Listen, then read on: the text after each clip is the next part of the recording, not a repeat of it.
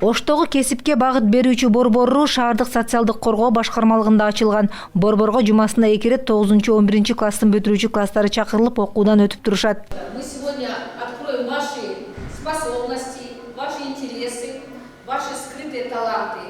Бүгүн 9-класстын окуучулары кезектеги окуусун өтүп жатат. Алгач алардын эмнеге жөндөмү бар экенин аныктоо үчүн атайын тест жүргүзүлөт. Нурислам биринчи жолу катышып, бардык суроо жооптордон өтүп, берилген тапшырмаларды аткарып, жыйынтыгында өзүн укук коргоо жаатында жөндөмү бар экенин билген.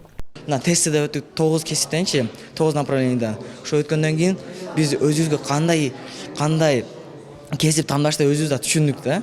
Түшүнгөндөн кийин адам өзү кандай сезет экен, башка жерлерде кандай справедливый тура чечимдерди тапканды биз өзүбүз түшүндүк да, кандай тура чечимдер издеш үчүн.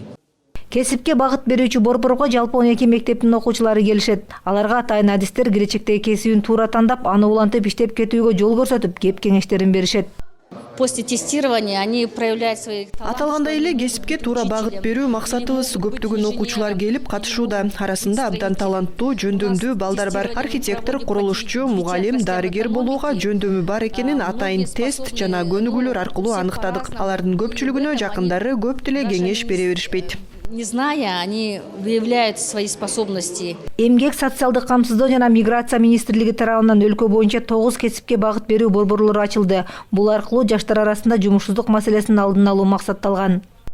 Ошо Ош шаарындагы ийгиликтүү ишкерлерди, ийгиликтүү биздин инсандарды чакырып, алар менен дагы ошол биздин бүтүрүүчү класстын окуучуларыны реалдуу жолугушуулар өткөрүп беребиз. Ал жолугушууларда биздин ошол ийгиликтүү ишкерлер, көрүнүктүү адамдарыбыз өздөрүнүн ийгиликтери менен бөлүшүп, ошол кесипти кандай туура тандаш керек, ошол кесиптин аркасынан кандай ийгиликтерге жетиш керектиги боюнча өздөрүнүн тажрыйбалары менен бөлүшүп, биздин жаш бүтүрүүчү окуучуларыбызга өздөрүнүн маалыматтарын берип кетишет. Аталган борбордо мындан сырткары жумушсуз жаштарды кесипке үйрөтүп ишке орноштуруу, ден соолугунун мүмкүнчүлүгү чектелген жарандарды иш менен камсыз кылуу кызматы да иш алып барууда. Ош шаардык социалдык коргоо башкармалыгынан билдиргендей, өткөн жылы жалпы 100гө жакын жаран ишке орноштурулган. Самара Асанова, Мунарбек Арзыбек уулу, ЛТР, Ош шаары.